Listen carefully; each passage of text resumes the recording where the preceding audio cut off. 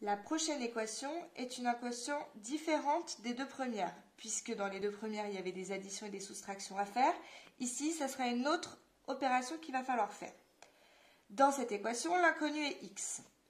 L'opération qui est à côté de mon inconnu, c'est une multiplication, parce que je rappelle que quand il n'y a pas de signe entre le chiffre et la lettre, il s'agit d'une multiplication.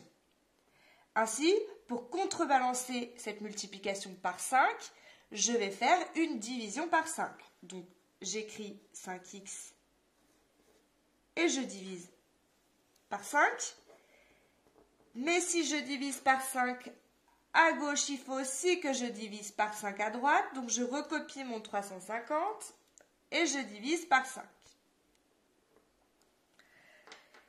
5x divisé par 5, en fait, ces 5 se simplifient. Il reste seulement x. À droite, j'ai à effectuer moins 350 divisé par 5. Je n'ai pas forcément besoin de prendre une calculatrice parce que 35 divisé par 5, ça fait 7. Avec un 0 derrière, ça fait 70 et je remets mon symbole moins devant. Donc la solution de cette équation, c'est x égale à moins 70. Dans cette équation, l'inconnu, c'est x et il est à gauche de mon symbole égal. L'opération qui est à côté, c'est une multiplication par 3. Je vais donc contrebalancer en faisant une division par 3. Donc je recopie tout et je divise par 3. Mais si je divise par 3 à gauche, je n'oublie pas de diviser par 3 à droite. Mes 3 se simplifient, il me reste seulement le x.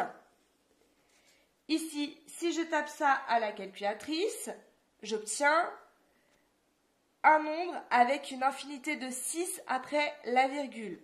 Ce n'est donc pas un nombre qui a une valeur exacte. Pour les équations, il faut des valeurs exactes. Donc la valeur exacte de 11 divisé par 3, eh bien c'est 11 tiers. Et je laisse surtout 11 tiers.